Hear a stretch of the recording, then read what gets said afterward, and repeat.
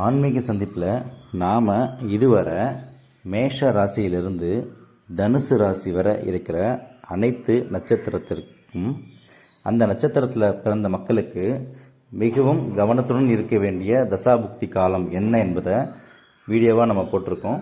அந்த வீடியோஸோடைய playlist link comment செக்ஷனில் பின் பண்ணியிருக்கேன். அதே போல் டிஸ்கிரிப்ஷனில் இருக்குது, நீங்கள் பார்த்து தெரிஞ்சுக்கலாம். அதாவது முந்தைய நட்சத்திரம் ராசிகளில் நீங்கள் மிஸ் பண்ணியிருந்தீங்கன்னா அதில் பார்த்து தெரிஞ்சுக்கலாம். இப்போ நம்ம இந்த வீடியோவில்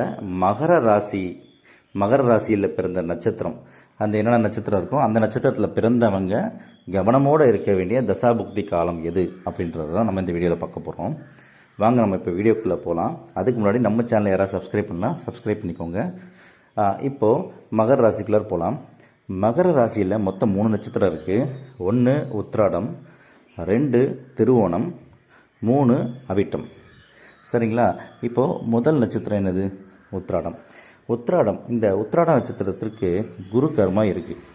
அப்போது இவங்க கவனமாக இருக்க வேண்டிய தசாபுக்தி காலம் எது அப்படின்னு பார்த்தீங்கன்னா, லக்னத்திலேருந்து 1ஆம் வீட்டின் அதிபதி, 2ஆம் வீட்டின் அதிபதி, 5ஆம் வீட்டின் அதிபதி, அதே போல் சூரிய தசா, சந்திர தசா, செவ்வாய் தசா, இவங்களுடைய தசாபுக்தி அந்தர சூட்சம காலத்தில் மிகுந்த கவனத்தோடு இருக்கணும்.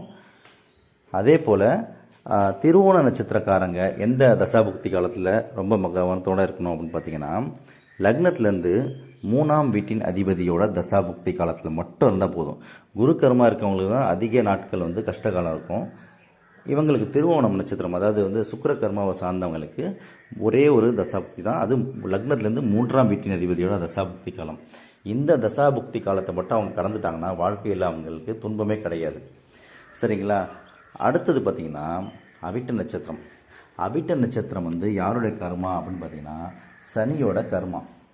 இந்த சனியோட கர்மாவை பிறந்த அவிட்ட நட்சத்திரக்காரங்க எந்த தசாபுக்தியில் கவனத்தோடு இருக்கணும் அப்படின்னு பார்த்தீங்கன்னா, 6ஆம் வீட்டின் அதிபதி, லக்னத்திலேருந்து 6ஆம் வீட்டின் அதிபதியோட தசாபுக்தி காலத்துலேயும், புதன் தசாபுக்தி அந்தர சூட்சம காலத்துலேயும் ரொம்ப ரொம்ப கவனத்தோடு இருக்கணும். சரிங்களா? இந்த தசாபுக்தி காலத்தில் மட்டும் இந்த மகர ராசிக்காரங்க கவனத்தோடு இருந்து கடந்து வந்துட்டாங்கன்னா அவங்க லைஃப்பில் பெரிய பொசிஷனில் சாதிப்பாங்க. சரிங்களா? அதனால் நீங்கள் இந்த பீரியடை மட்டும் கொஞ்சம் கவனத்தோடு செயல்படுங்க. நீங்கள் மற்றதெல்லாம் நீங்கள் எல்லாமே உங்களுக்கு நல்லதாகவே நடக்கும். நம்ம வீடியோவை நீங்கள் உங்கள் ஃப்ரெண்ட்ஸுக்கு ஷேர் பண்ணுங்கள். மகர ராசி சார்ந்த நண்பர்களுக்கு ஷேர் பண்ணுங்கள். நன்றி, வணக்கம்.